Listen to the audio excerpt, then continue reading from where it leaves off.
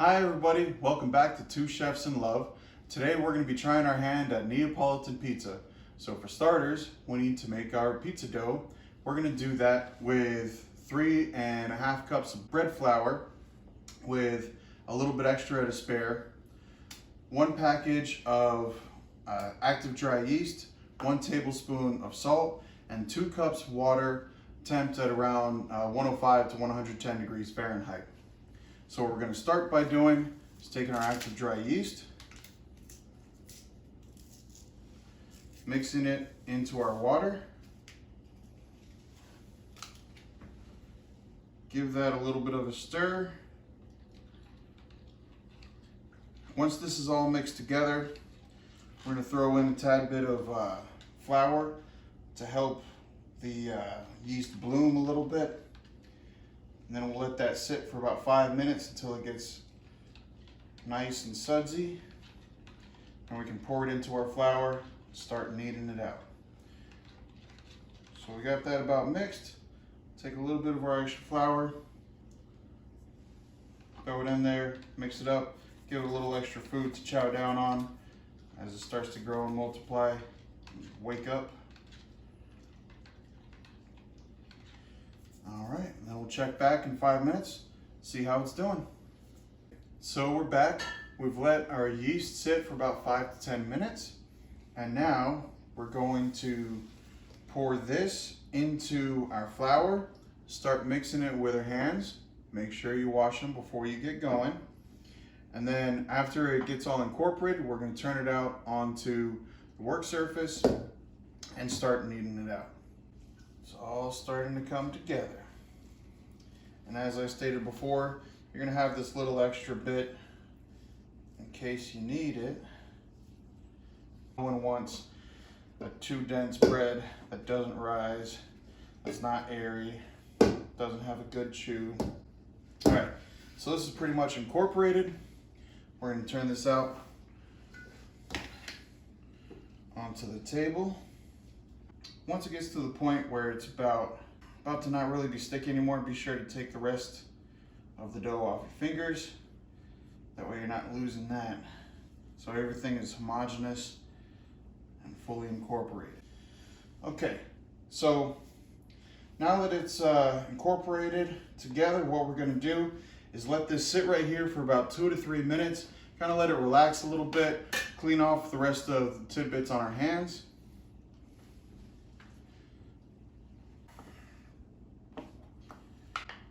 Let's throw in about a tablespoon or so of salt.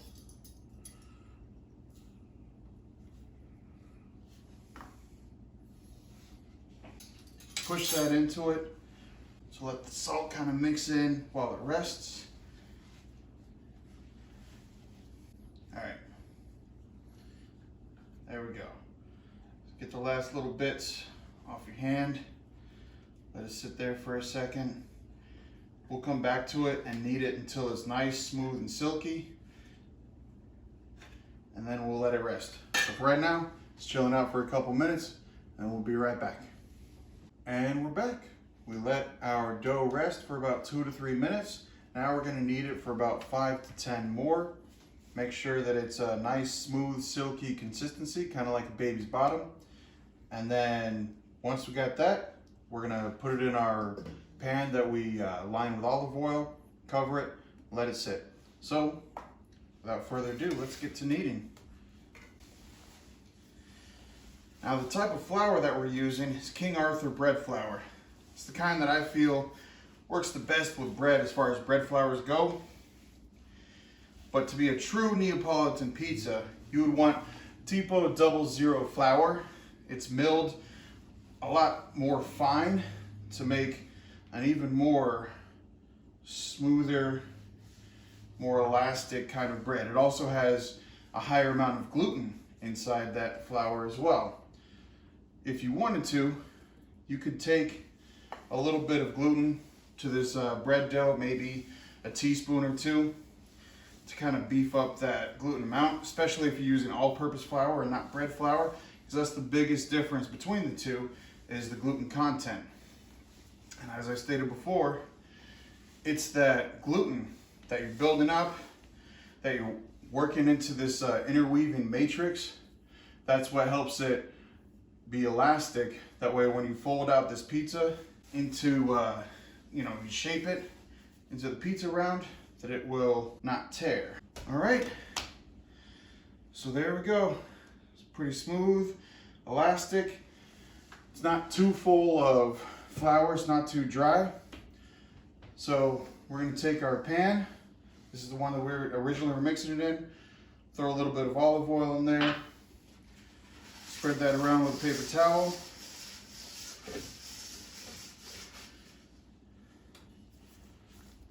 Throw in our dough.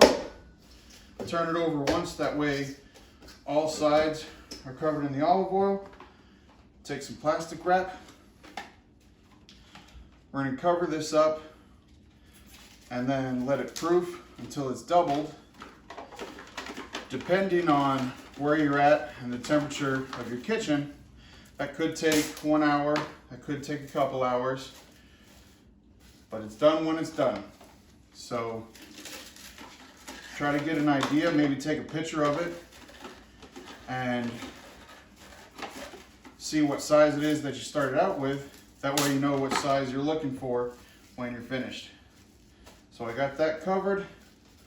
We're gonna let this sit and we'll come back in an hour or so. All right, so we've just come back from letting our dough sit for about an hour until it's doubled in our nice and warm spot. So we're gonna turn this out onto a floured surface.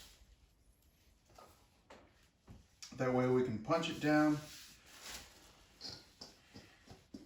get some air beat out of this guy, and then cut these into 4 separate dough balls for our 4 separate pieces that we're going to make out of this.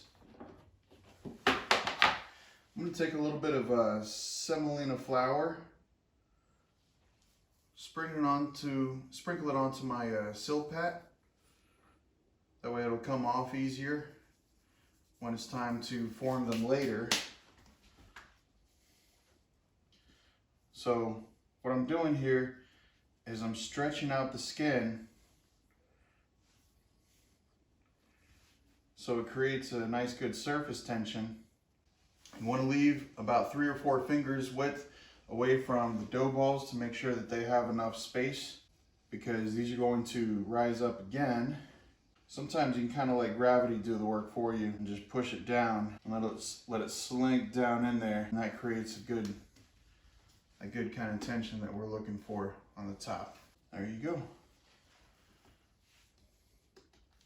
So we're going to let that rest for a second, and meanwhile I'm going to rinse off my hands and then start making some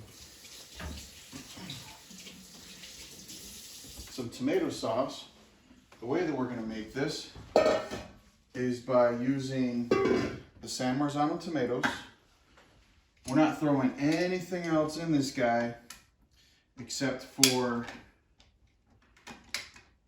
just salt. That's it.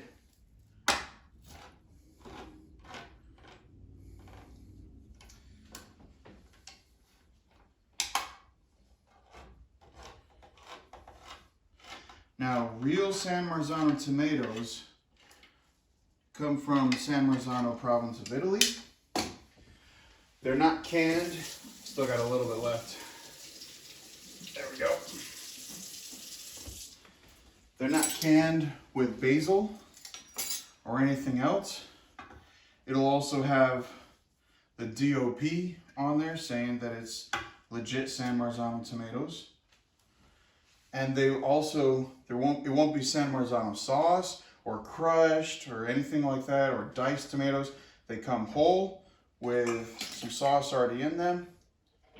Anything else is not actual San Marzano tomatoes. So I'm going to get into here. I'm going to try to have a clean hand and a dirty hand, because I'm going to use this salt here in a second to throw some in there. And then with my dirty hand, I'm just going to crush all this up by hand.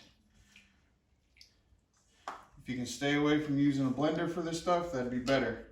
And we're trying to get these all to little bits that are around 1/4 of an inch or 1/2 an inch to a size.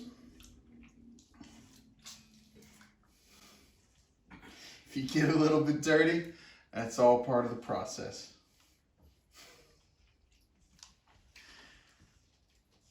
All right. So that's about crushed up enough. All we're doing, once we got that, we got about a couple teaspoons to a tablespoon of salt. I'm gonna go a little bit light on it. I'm gonna use about 1 teaspoon of salt. Throw that in there. Mix that up. We're gonna let that sit as our dough sits. You wanna make sure that you get all those bits nice and crushed up. Mix that salt in there real good. When we come back, we're gonna have our toppings prepped, and we're gonna have our toppings prepped.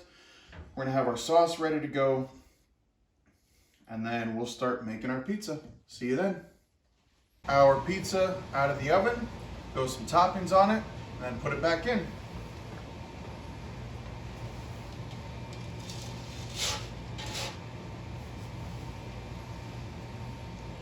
Here's our steaming hot pizza. No need to take it off of the peel. Throw the mozzarella that we were trying to put on top earlier, but realized that now wasn't the time. Got that guy on there. And then we're going to take a little bit of olive oil and we're going to brush the edges. Just brush the crust, that way it gets, you know, nice little brown on it.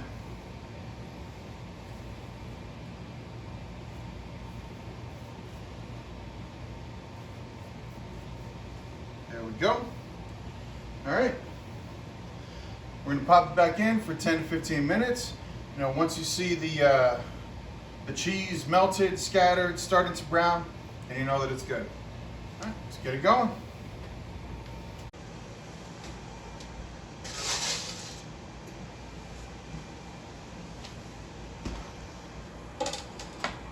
Okay, it's been about 15 minutes, so let's go ahead and check on the pizza.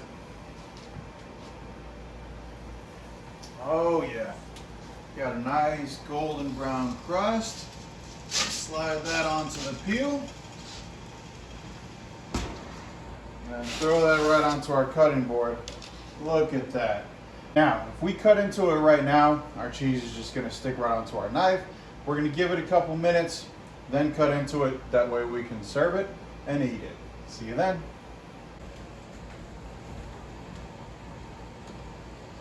So we've given our pizza enough time to wait, cool down a little bit, that way we can cut into it. During the meantime, we've made our second pizza that's ready to go in. So for now, let's give this a nice good slice. Got that real thick, crusty bread. There we go. You can hear the bottom of the knife just break up all that crust. And then for the bite,